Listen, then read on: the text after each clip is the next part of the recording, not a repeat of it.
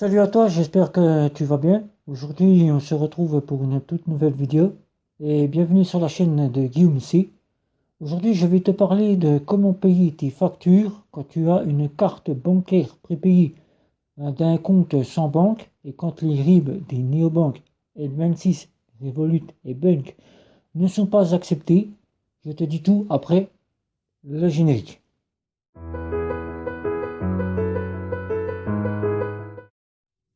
Alors, si tu me rejoins et que tu ne me connais pas, je suis Guillaume de la chaîne Guillaume C.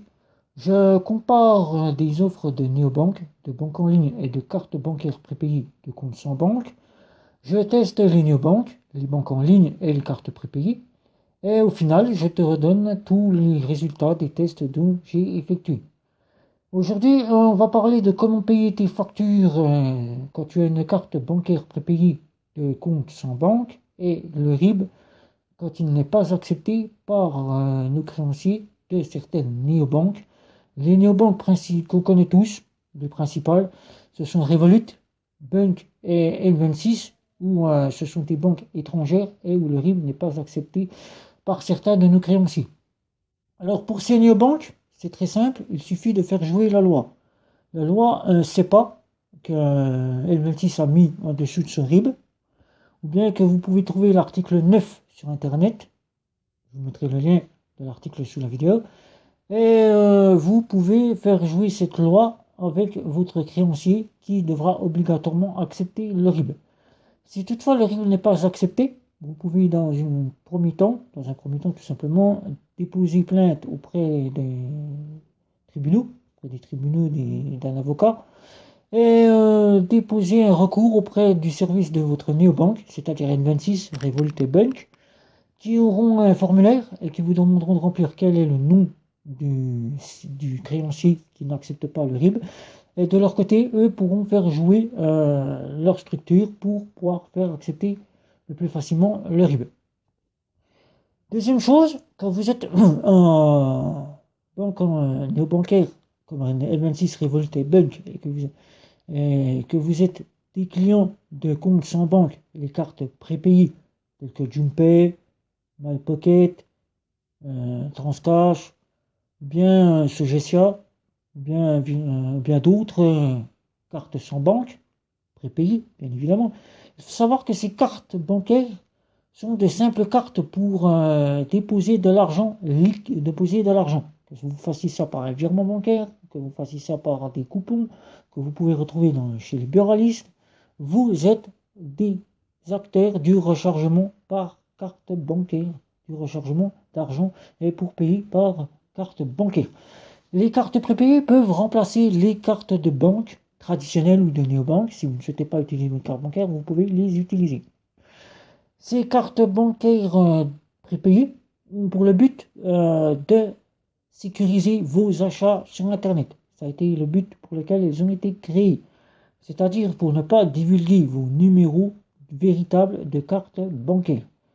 Mais au fil des temps, au fil des mois, au fil des années, les cartes bancaires prépayées ont su s'adapter et s'agrandir et au final ont mis en place des RIB pour lesquels on peut effectuer des virements. Virements SEPA. Mais les virements SEPA ne se limitent pas qu'aux virements d'argent et les dépenses que nous allons faire dans les boutiques, les magasins, les commerces. On peut aussi y verser nos revenus.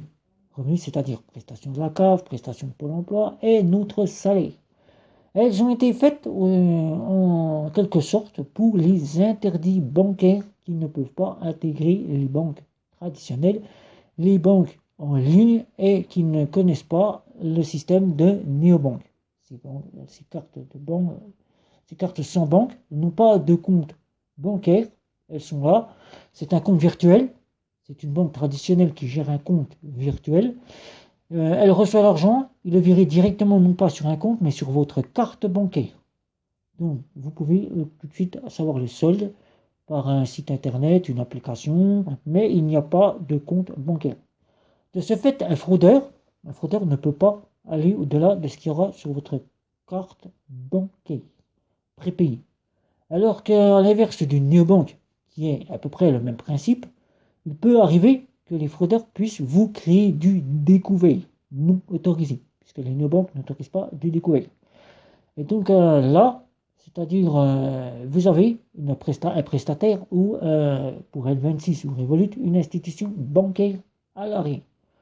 Donc vous pouvez être fraudé plus qu'une banque, plus qu'une carte bancaire de compte sans banque, carte prépayée. Et pour ce but, vous ne pouvez pas faire de prélèvement avec les cartes bancaires prépayées. Pas de mise en place, et donc c'est très difficile pour payer ses factures quand on n'a que ce moyen de système de compte pour y faire verser ses revenus chaque mois. Alors, tout comme pour les néobanques auxquelles les RIB ne sont pas acceptés, L26, Revolut et Bunk, la première chose à faire, c'est déjà faire jouer la loi pour les RIB qui ne sont pas acceptés.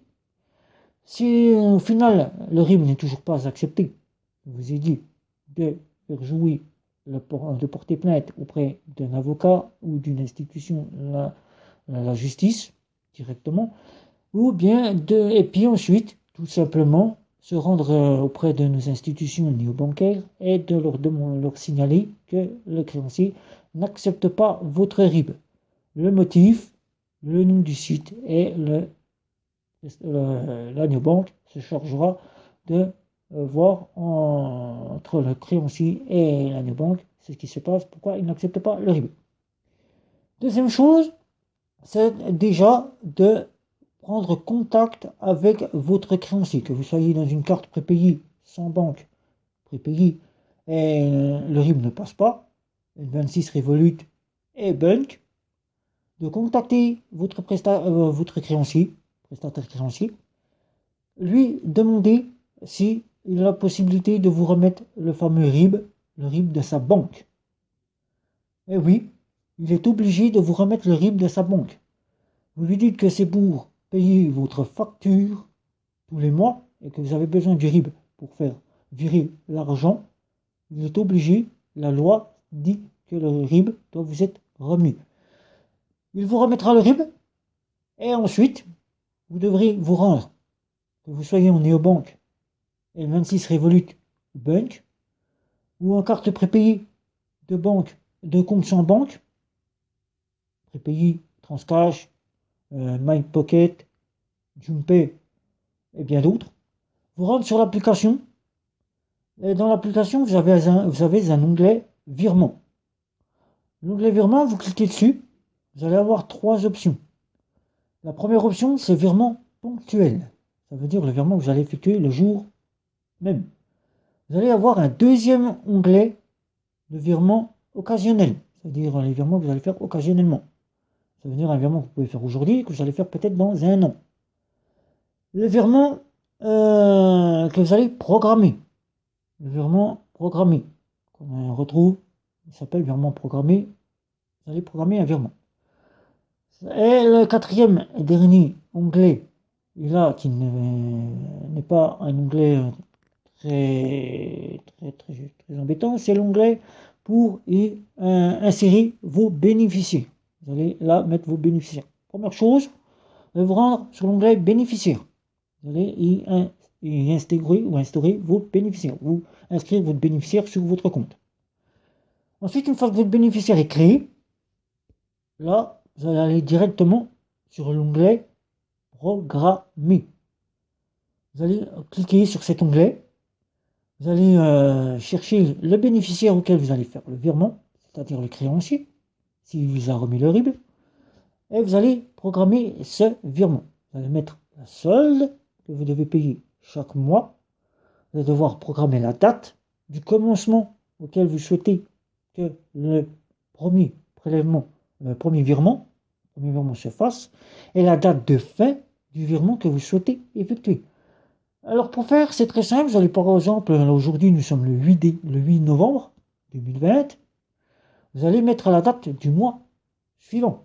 C'est-à-dire, vous êtes à la prestation de la CAF, vous êtes au Pôle emploi, vous recevez le Pôle emploi le 4, le 4, vous recevez la prestation de la CAF le 4, vous mettez le 4, et non, vous mettez le 4 ou le 5, si vous recevez là ou la date, ou le 6, suivant quand vous recevez vos prestations, vous mettez toujours un jour supplémentaire, c'est-à-dire si vous recevez le prestataire de la CAF le 5, vous voyez, il doit le mettre le 6. Vous mettez le 6, 12, 2020, et vous mettez en date de fin de virement programmé le mois de décembre de l'année 2021, vous mettez le 7 décembre 2021. Ça vous fera un an, vous n'aurez rien à vous occuper, votre prélèvement sera automatiquement viré sur le compte du bénéficiaire. Le virement partira comme un prélèvement. C'est-à-dire que votre créancier n'aura pas à prélever et voir que le refus, que vous n'avez pas de compte, puisque vous êtes en carte prépayée, vous n'avez pas la possibilité de faire virer, de faire prélever votre argent, ou de voir le refus du RIB, puisqu'il n'est pas accepté. Donc le virement partira automatiquement, puisque vous l'aurez programmé. La deuxième petite astuce, qui est très simple comme tout, c'est si vous êtes créditeur de factures telles que les mobiles, puisque je sais que tout le monde me demande si je n'ai pas eu de soucis avec les fournisseurs de téléphonie mobile et les fournisseurs d'internet, L26, Revolut et Bunk acceptent les RIB de vos créanciers de fournisseurs d'accès mobile et d'accès internet. Sauf Free, qui a des petits soucis, Free Mobile ont des petits soucis, ils n'acceptent pas les RIB Revolut et les RIB Bunk. L26 passe.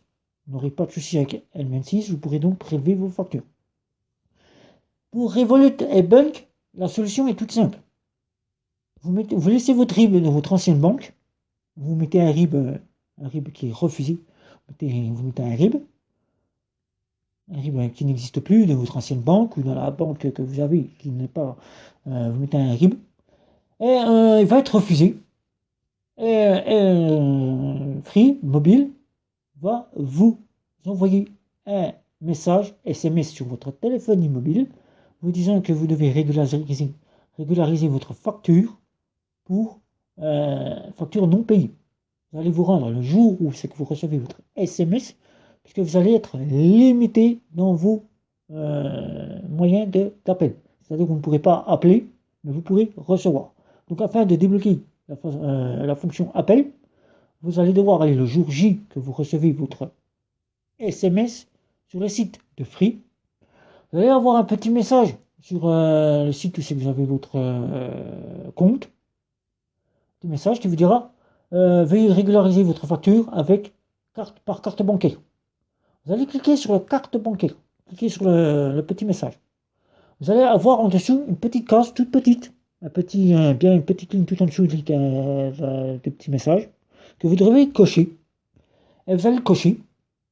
Cette petite case que vous allez cocher, vous dire gardez ce moyen de paiement pour vos prochaines factures. C'est-à-dire que votre carte sera enregistrée sur votre compte, votre site, le site de votre compte sera enregistré comme moyen de prélèvement pour vos factures futures. C'est-à-dire que vous n'aurez rien à faire, que vous soyez en prélèvement, en carte bancaire prépayée ou en néobanque ou le RIB de chez Revolut est refusé chez Free Mobile, vous pourrez donc payer par carte bancaire. Là, tout se passera, il n'y a pas de souci.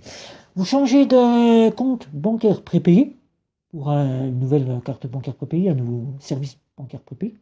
Vous retournez chez Free Mobile et là, vu que vous payez par carte bancaire vos factures futures, vous pourrez donc changer votre moyen de carte bancaire, mettre la nouvelle carte bancaire, mais sur votre compte, vous devrez disposer de la somme de 2 €. 2 € qui vous seront prélevés pour c'est une préautorisation tout simplement de 2 € pour accepter la nouvelle carte. Cette préautorisation vous est remboursée 30 jours plus tard. 30 jours plus tard, vous retouchez vos 2 €. Donc vous avez ces 2 € qui vous sont remboursés. Donc vous pouvez mettre la nouvelle carte sur le site de Free. Pareil pour les néobanques qui n'ont pas accepté votre RIB, vous mettez la fameuse carte, la nouvelle carte, et vous pouvez payer avec la carte, vos factures. La troisième chose, c'est directement de voir si le site vous fournit la possibilité de payer par carte bancaire. Le cas de chez Orange. Orange Mobile, Free et Bouygues Télécom. Quand vous faites un abonnement, que ce soit pour payer votre facture d'internet ou votre facture de mobile, vous devez aller obligatoirement mettre votre RIB. Mais vous savez qu'il y a la possibilité, quand vous avez mis votre RIB, et que votre prélèvement est préparé, que votre abonnement est ouvert, de pouvoir retourner sur le site de chez Bouygues Télécom, de chez CSFR et de chez Orange, et de faire en sorte d'aller dans les fonctions pour changer vos moyens de paiement, tout comme chez Free le fait aussi. Chez Orange, vous avez deux fonctions que vous pouvez changer, c'est-à-dire que vous aurez l'option du prélèvement auquel vous aurez mis votre RIB, qui n'aura pas été accepté, ou tout simplement du RIB où c'est que le compte est bloqué, et vous aurez la deuxième option, payer par carte bancaire. Vous aurez le choix, vous pouvez choisir l'un ou l'autre de la fonction que vous souhaitez. Vous cliquez tout simplement sur carte bancaire. Pareil chez SFR, vous avez la même fonction, vous pouvez choisir l'un ou l'autre, vous cliquez sur carte bancaire. Chaque mois, vous devrez définir une date auprès de chez Orange, auprès de chez SFR, la date que vous souhaitez être prélevée. Prélevée avec votre RIB au moment où vous avez créé. Cette date restera pour le moyen de paiement de la carte bancaire quand vous aurez effectué le changement et payé par carte bancaire. Vous allez recevoir votre facture par email, vous disant que vous allez devoir payer votre facture. Vous allez aller sur la facture, vous allez devoir vérifier la date auquel vous êtes limité au paiement. Une fois que vous avez regardé cela, vous allez directement sur les sites de chez SFR ou de chez Orange, payer votre facture par carte bancaire. Vous mettez votre numéro de carte bancaire, vous payez, et automatiquement, vous avez payé. Les sites SFR et Orange n'enregistrent pas votre carte bancaire. Donc déjà, c'est un point à sécuriser. Vous n'allez donc pas avoir peur, vous payez votre carte bancaire, vous avez payé. Voilà, avant la date de fin. Sinon, vous allez recevoir un petit SMS qui vous rappelle que vous n'avez pas payé votre facture et vous allez devoir la payer par carte bancaire. Chez Bouygues Télécom, vous avez deux options. La première option, c'est de vous dire, voilà, je suis sur la prestation de la CAF, je reçois la CAF le 4, et je souhaite payer, je suis en carte bancaire prépayée, ou mon RIB de chez Revolut ou Bank n'est pas accepté, mais ils sont acceptés par Bouygues Télécom, c'est un exemple, ne vous inquiétez pas, ils sont acceptés. En carte bancaire prépayée, vous ne pourrez pas mettre de RIB, donc c'est très simple. Vous laissez votre RIB que vous avez de votre ancienne banque, et vous allez avoir la première chose. Vous avez votre CAF le 4. Il faut savoir que vous avez choisi une date de prélèvement avec un RIB qui n'existe pas, qui n'existe plus, qui est clôturé. Donc vous avez choisi une date de prélèvement. Cette date de prélèvement, vous avez choisi par exemple le 12.